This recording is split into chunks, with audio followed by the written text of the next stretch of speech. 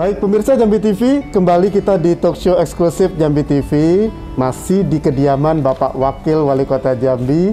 Kita ngobrol-ngobrol tentang stunting nih Pak Wawako, Iya, Bang Dendi. Ibu Ira, Mbak Dini. Sambil ini sepertinya kita disuguhi kopi sama teh ini kayaknya.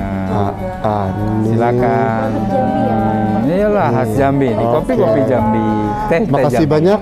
Mbak Ibet, makasih banyak ya. Oke, Pak Wawako, sambil kita bicara tentang stunting, ini saya baru mendapat bocoran tanggal 31 Januari tahun 2022, Bapak resmi sebagai Ketua Tim Percepatan, ya, Ketua Tim Percepatan Penurunan Stunting Kota Jambi. Nah, ini kan kita akan bicara tentang visi dan misi. Kita bicara tentang gaweannya nih apa gitu loh. Pekerjaannya apa. Sebagai ketua tim, ini mau ngerjain apa aja ini Pak? Iya, baik. Betul Bang Dendi. Jadi melalui surat keputusan Wali Kota nomor 59, tentu ini garisnya ke atas ke Perpres 72 tadi. Yang tadi kita di segmen awal tadi. Ya, peraturan nasionalnya sekarang di TPPS namanya Tim Percepatan Penurunan Stunting Kota Jambi. Ex officio Wakil Wali Kota adalah ketuanya. Baik. Ya, kenapa Wakil Wali Kota menjadi ketua? Karena penurunan stunting ini melibatkan semua OPD. Maka harus koordinasinya pada level pimpinan daerah. Ya, Wakil Pimpinan Daerah saya menjadi ketua untuk mengorganisir semua potensi OPD. Nanti ada Dewan Pakar juga. Dewan pakarnya dari ahli gizi, ada spesialis kandungan, ada spesialis anak, dan psikologi. Jadi kerjaan ini adalah kerjaan besar, tugas kita bersama. Maka kami memulai TPPS ini membuat menentukan lokusnya dulu. Lokus satu dari segi daerah. Jadi dari segi pendataan tadi, monitoring evaluasi, kita tahu di mana ada anak-anak kita yang stunting atau potensi terjadi stunting. Itu lokus daerahnya sudah kita tentukan, sudah kita petakan semua. Kemudian dari lokus itu kemudian dikaji lagi. Oh, daerah ini masalahnya apa? Pendidikannya, ibu-ibunya yang misalnya mohon maaf sekolahnya tidak terlalu tinggi, maka edukasi di sana itu kerjaannya kader turun, banyak hal. Tapi misalnya masalahnya ternyata di situ masalah lingkungan, air bersih belum ada, ya kita libatkanlah PDAM. Oh, masalah ketersediaan pangannya tidak ada karena penduduk kurang mampu. Maka kita masukkanlah program bantuan pangan melalui PKH, melalui hal lain supaya ketersediaan pangannya. Nah, tapi juga di kota ada juga lokusnya itu di orang yang mampu, orang yang pintar, perumahannya bagus, tapi ada stunting. Ternyata apa? Faktor kerja dua-dua.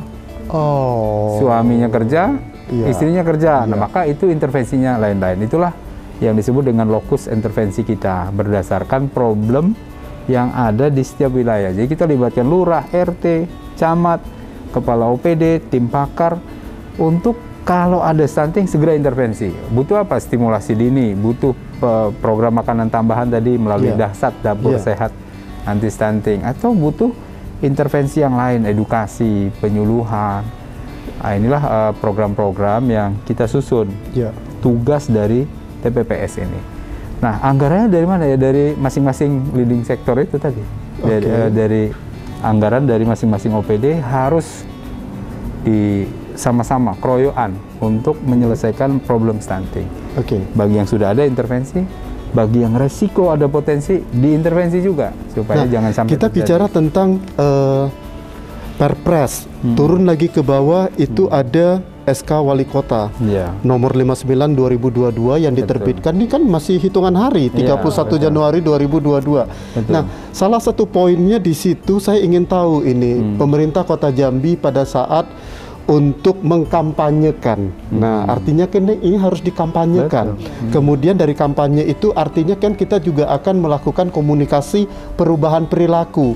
Nah, ini seperti apa nih formulanya nih Pak Wawako? Ya, jadi kami dalam konteks kampanye tadi, kita ingin melakukan prosesnya itu melalui rembuk stunting namanya. Nah, ini apalagi nih? Nah, rembuk stunting banyak kejutan itu, nih, banyak kejutan, banyak istilah. Rembuk apa stunting yang dirembuk, itu Pak? ngumpulin semua stakeholders, para pemangku kebijakan, baik dari pemerintah, swasta, dari akademisi, dari masyarakat, secara berjenjang harus melakukan rembuk itu. Jadi di tingkat kelurahan ada rembuk stunting, ada nggak di wilayah ini, apa lokusnya dan sebagainya. Kemudian tingkat kecamatan dan tingkat kota sudah melakukan rembuk stunting ini. Rembuk stunting. Nah, dari rembuk stunting itu menghasilkan sebuah kebijakan strategisnya. Kondisi stunting kita sudah dipotret sekarang berapa angkanya, di mana saja lokasinya, kemudian akar masalahnya dari setiap daerah itu apa, intervensinya apa. Itulah tugas dari TPPS, menjalankan apa yang sudah disepakati menjadi sebuah rencana strategi percepatan penurunan stunting di semua daerah, semua OPD. Nah, kalau untuk komunikasi sendiri, Pak, kalau untuk komunikasi perubahan perilaku, nah ini gimana, Pak? Ya, alhamdulillah DPPKB sudah punya ruang KIE, podcast, informasi apapun bisa disampaikan.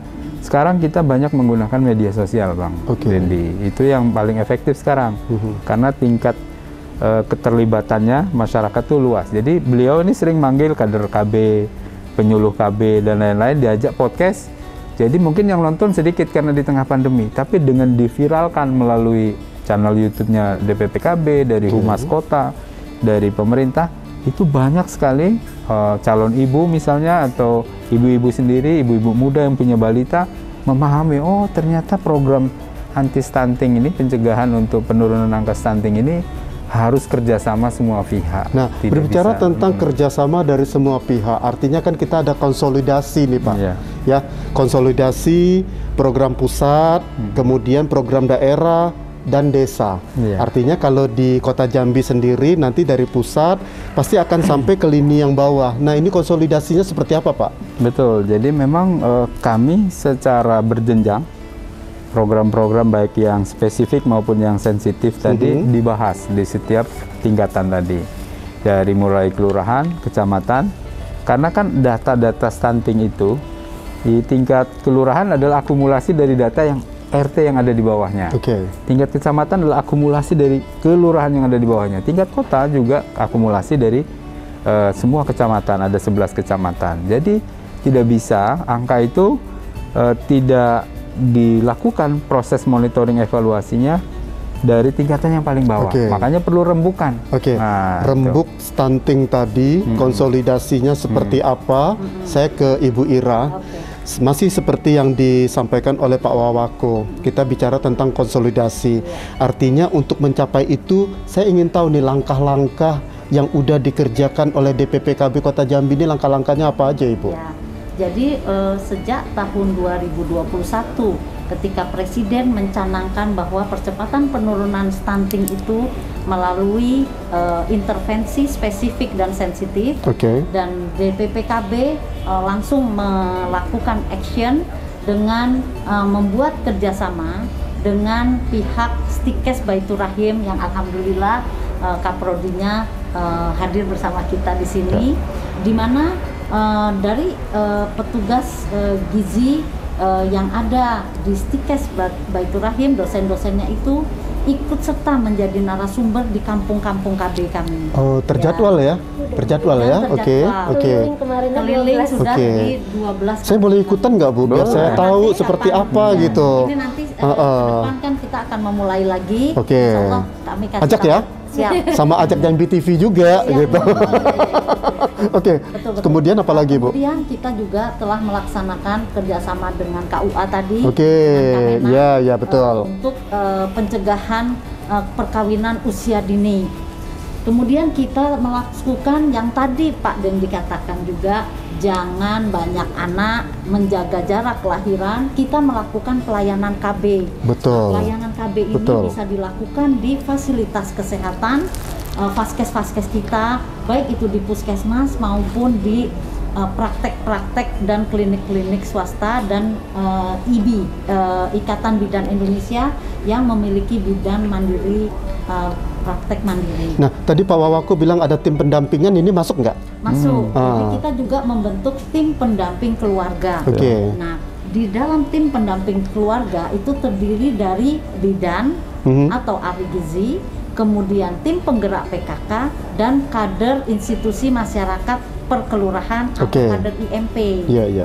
Jadi itu yang sudah kami laksanakan. Kami juga sudah melaksanakan pelayanan KB yang mobile, Oke. yang menggunakan mobil pelayanan itu di setiap kecamatan. Dalam 1 tahun itu telah kita laksanakan itu sebanyak 44 kali, di mana komunitas yang berkumpul banyak. Oke. Itu salah satunya. Kalau Pokja Kampung KB gimana, Bu? Ya. Masuk juga? Masuk. Oke. Jadi di Pokja Kampung KB itu ada 8 Pokja di setiap Kampung KB. Di mana salah satunya memang ada kesehatan reproduksi, itu untuk Pokja kesehatan reproduksi dan agama. Nah, disitulah kita membina di Kampung KB untuk Pokja-Pokja di Kampung KB. Nah, kalau untuk tim pendampingan keluarga ini termasuk tutor, itu ada pelatihan, itu masuk juga nggak, Bu? Nanti gimana? Betul. Jadi kemarin itu sudah kita melatih 746 orang Oke.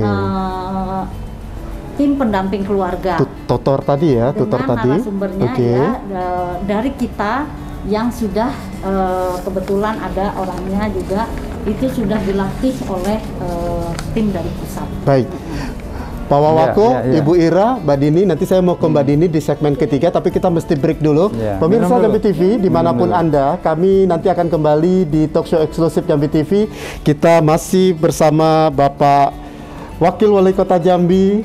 Nanti kita akan bicara di segmen ketiga, masih seputar tentang kebijakan program pencegahan stunting di Kota Jambi. Jangan kemana-mana.